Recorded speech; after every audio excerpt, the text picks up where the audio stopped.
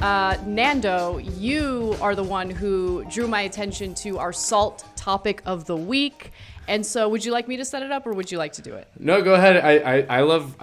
I know you, Anna, a little bit, and I know the kind of stuff that'll get you going. So that's when I send you an article. I'm like, Anna's going to love this. Oh, I did. I mean, yeah. I loved it, but it was one of those things where I'm like, as I'm reading it, I become more and more puzzled by it. And so but you guys will see what the narrative is here. Okay, so let me go ahead and set this up for you.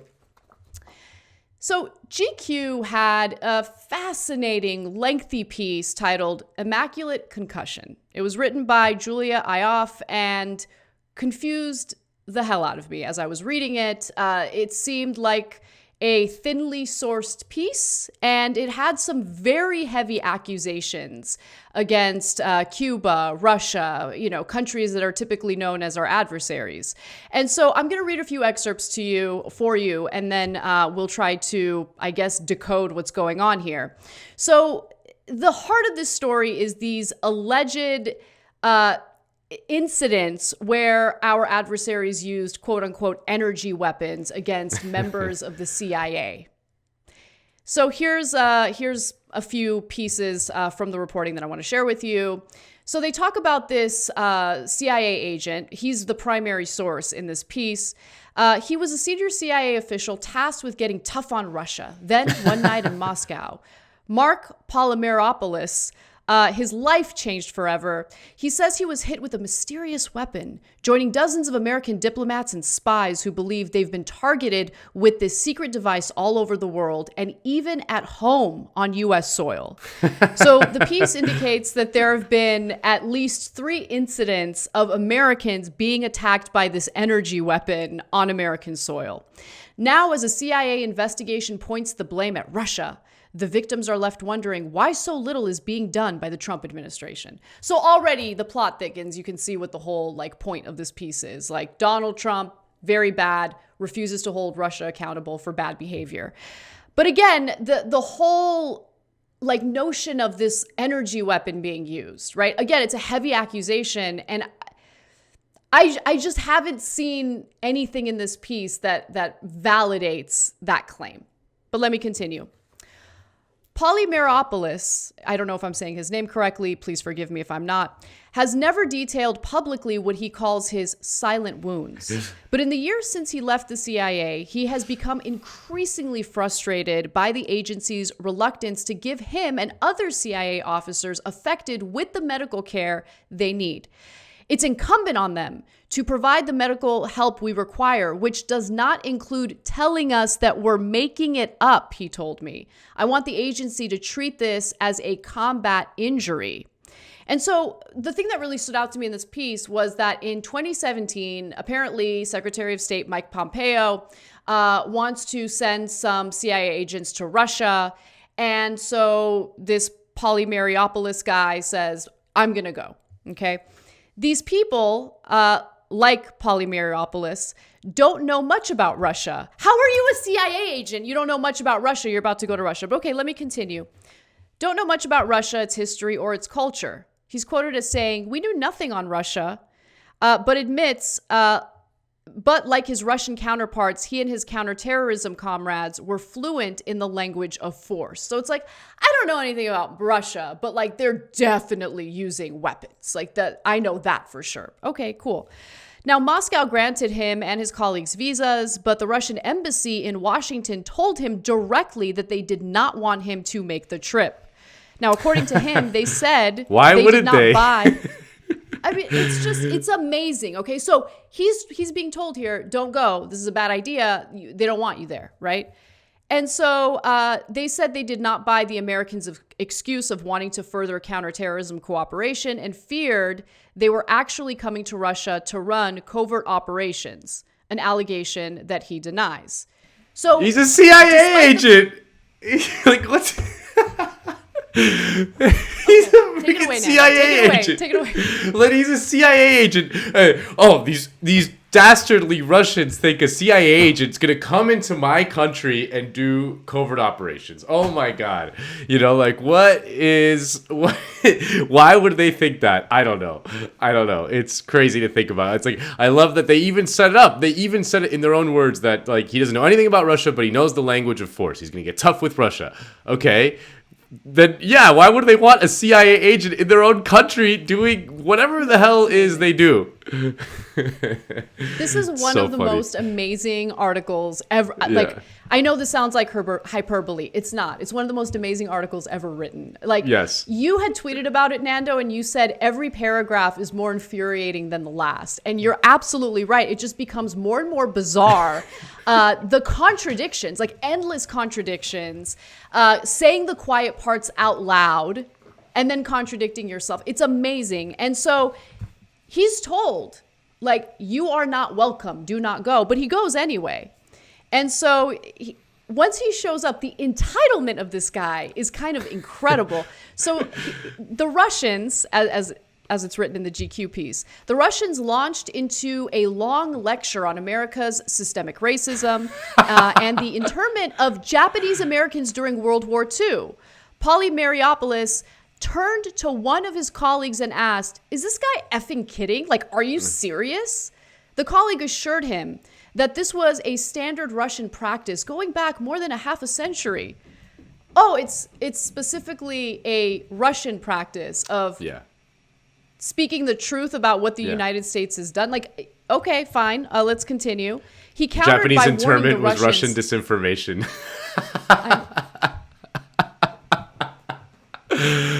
He countered by warning the Russians to stop meddling in American elections.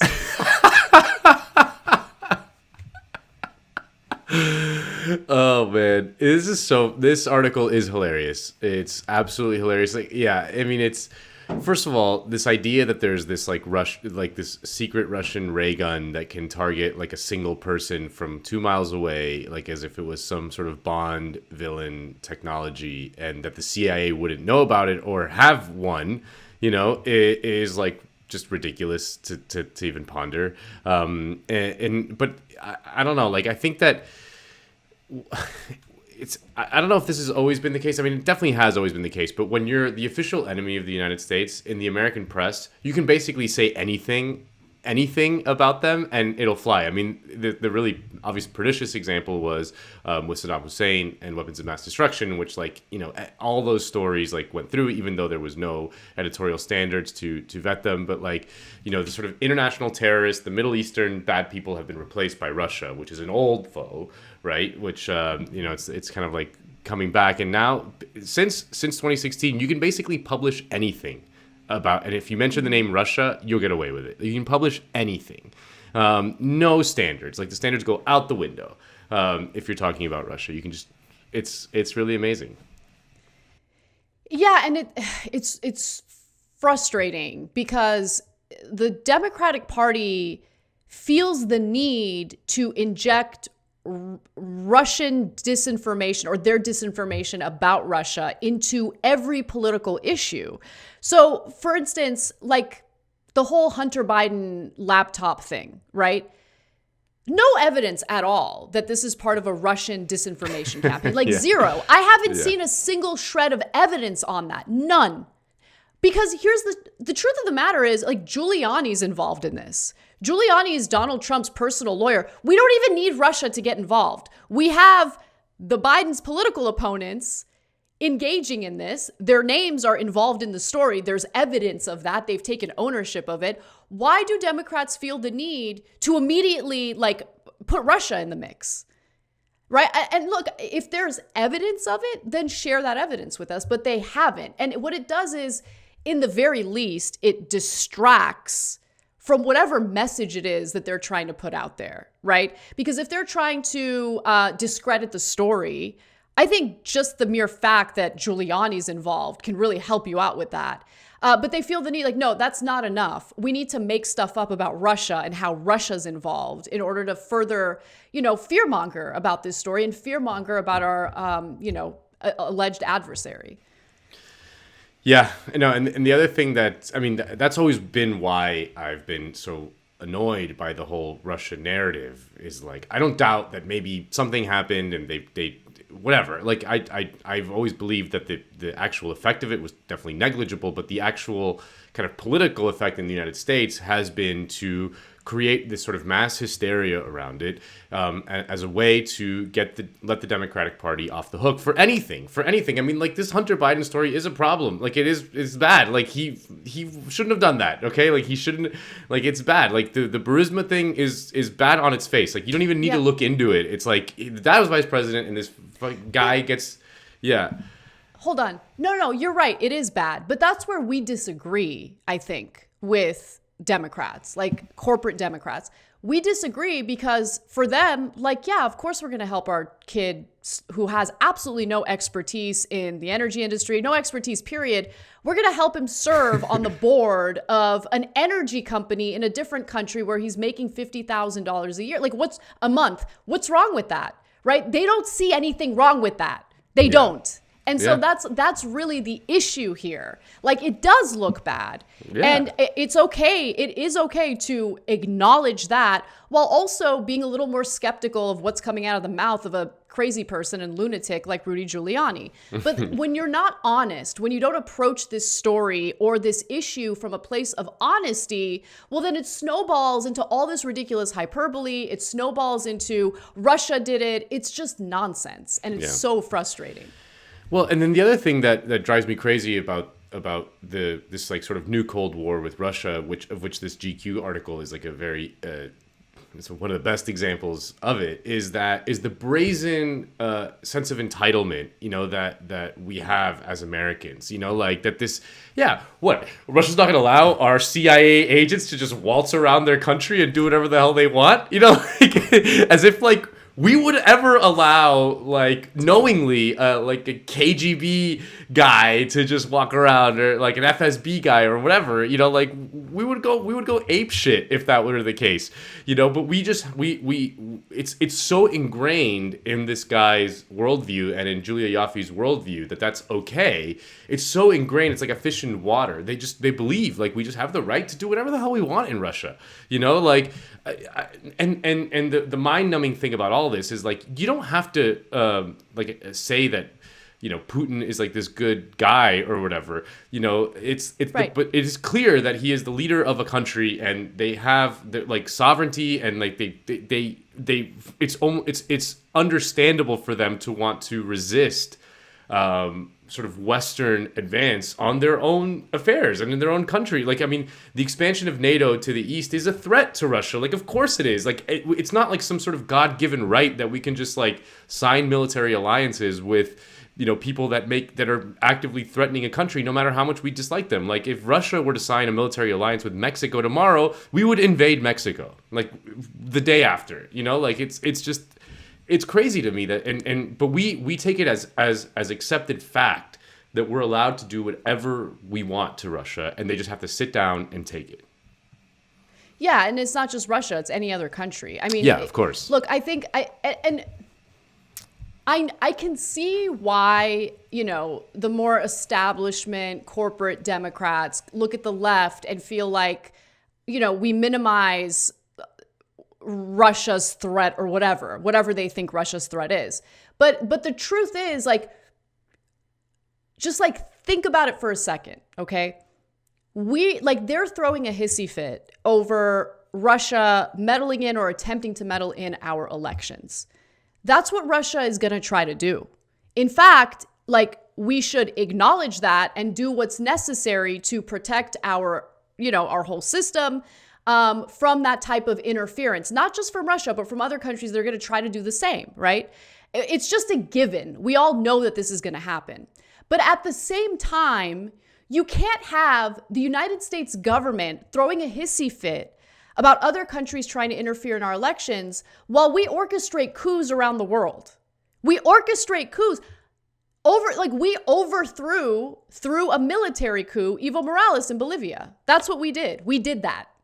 And so we have to take ownership of that and understand, you know, first of all, why, you know, Russia wouldn't just want random CIA agents to show up.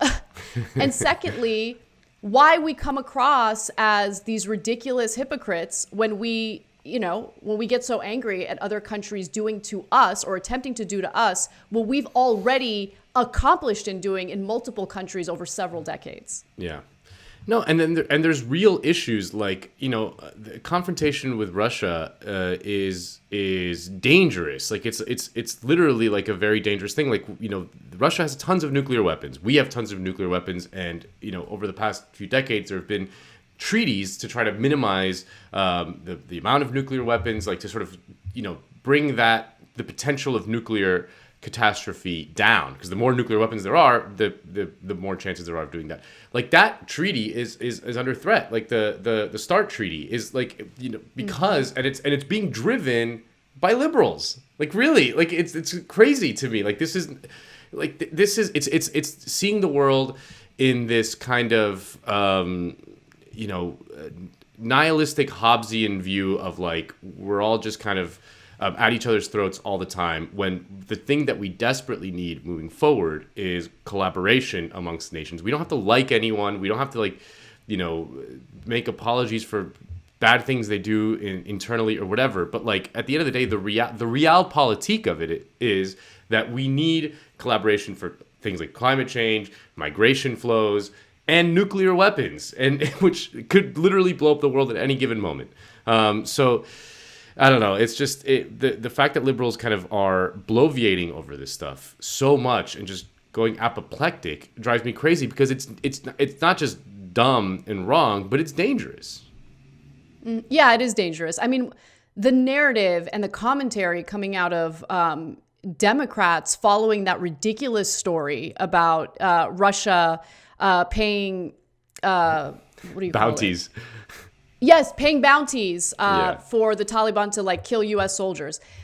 That, like, remember, everyone was like, when is Trump going to hold him accountable? When is Trump going to hold Russia accountable? I mean, there was really no evidence for that story at all. And, as we've talked about on the show multiple times, more and more generals are coming out and saying like, we've been looking into this and we haven't really seen any evidence. Okay, so what did Democrats want Trump to do? Did he want Trump to start a war with Russia over something that hadn't been confirmed? I don't really understand. And so in their minds, this is a political ploy to hurt him. Yeah. But we're dealing with an unreasonable, irrational person who could do something incredibly dangerous because you're like goading him into it. Yeah. So luckily that didn't happen, but it's just it's really shameful what we're seeing from the Democratic Party and from reporters who just simply regurgitate what some random CIA agent is telling them. What are you doing?